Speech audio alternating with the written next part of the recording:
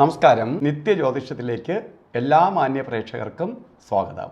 ഇന്ന് 2025 നവംബർ മാസം 28-ാം തീയതി 1201 ആണ്ട് വൃശ്ചിക മാസം 12-ാം തീയതി വെള്ളിയാഴ്ച. ഇന്ന് വെള്ളിയാഴ്ചയാണ്. അതുമാത്രമല്ല, ഇന്ന് ചതയം നക്ഷത്രമാണ്. ചതയ നക്ഷത്രം ശുഭനക്ഷത്രങ്ങളിൽ പെടുന്നതാണ്. വെള്ളിയാഴ്ച എന്ന് പറയുമ്പോൾ ശുക്രൻ്റെ ദിവസമാണ്. ശുക്രവാരം ഏറ്റവും സൗഭാഗ്യത്തെ, സന്തോഷത്തെ പ്രദാനം ചെയ്യുന്ന ദിവസമാണ് ശുക്രവാരം, ശുക്രൻ്റെ ദിവസം. അപ്പോൾ ഇന്ന് എന്ത് ശുഭകാര്യത്തിനും ഇറങ്ങുന്ന കാര്യങ്ങൾ വിജയത്തിലേക്ക് വരും. നമുക്ക് പ്രധാനമായിട്ട് ഇന്നത്തെ ദിവസം കൊള്ളാം, എല്ലാ കാര്യത്തിനും ഇറങ്ങാം. പക്ഷേ നമ്മൾ ഒരു വർഷത്തെ ഫലത്തെ ചിന്തിക്കുന്നതാണ് ബർത്ത്ഡേ കൊണ്ട്. അതായത് വൃശ്ചിക മാസത്തിലെ ചതയ നക്ഷത്രം ബർത്ത്ഡേ ആയിട്ട് വന്നിട്ടുള്ളവർക്ക് ഒരു വർഷത്തെ ഫലത്തെ ചിന്തിക്കുമ്പോൾ നിങ്ങൾക്ക് ഭാഗ്യദായകമായ ഒരു വർഷമാണ്. ഏതൊക്കെ രീതിയിൽ? സാമ്പത്തിക പുരോഗതി വന്നു ചേരും. സാമ്പത്തികമായി വളരെ മേന്മയുണ്ടാവും. അതുപോലെ തന്നെ സാമ്പത്തിക പുരോഗതിക്കൊപ്പം തന്നെ നിങ്ങൾക്ക് കുറേ നേട്ടഭാവങ്ങൾ. ഒന്ന്, വിവാഹം നടക്കാത്തവർക്ക് വിവാഹം നടക്കും. വിവാഹം ഇങ്ങനെ നടക്കാതെ വിഷമിച്ചിരിക്കുന്നവർക്ക്. മറ്റൊന്ന്, മക്കളുടെ വിവാഹം നടക്കുന്നില്ല, അല്ലെങ്കിൽ സഹോദരിയുടെ വിവാഹം നടക്കുന്നില്ല, സഹോദരൻ്റെ വിവാഹം നടക്കുന്നില്ല, നമ്മൾ ഒരുമിച്ച് നിൽക്കുകയാണ്, വീട്ടിനകത്ത് നിൽക്കുകയാണ്. ആ വീട്ടിനകത്ത് മംഗളകർമ്മങ്ങൾ നടക്കും, വിവാഹമൊക്കെ നടക്കും. ഇല്ല, ഭാര്യ ഭർത്താക്കന്മാർ അകന്ന് താമസിക്കുകയാണ്. ഭാര്യ വിദേശത്തും ഭർത്താവ് സ്വദേശത്തും, അല്ലെങ്കിൽ ഭർത്താവ് വിദേശത്തും ഭാര്യ സ്വദേശത്തും.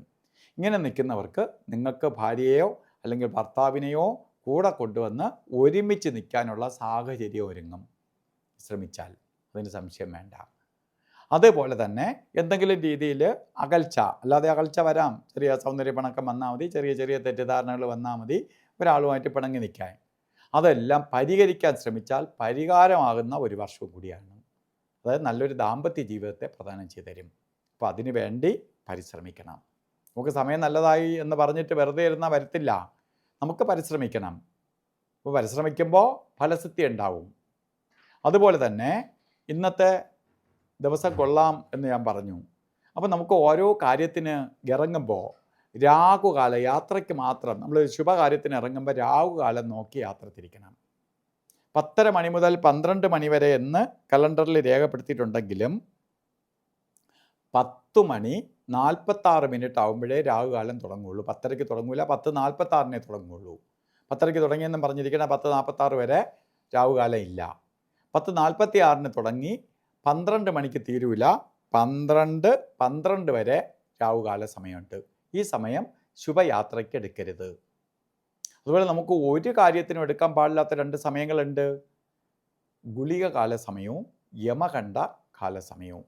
അതിൽ ഗുളിക കാല സമയം വരുന്നത് 7:54 തൊട്ട് 9:20 വരെയും, യമകണ്ഠ കാല സമയം വരുന്നത് 3:05 മുതൽ 4:31 വരെയും.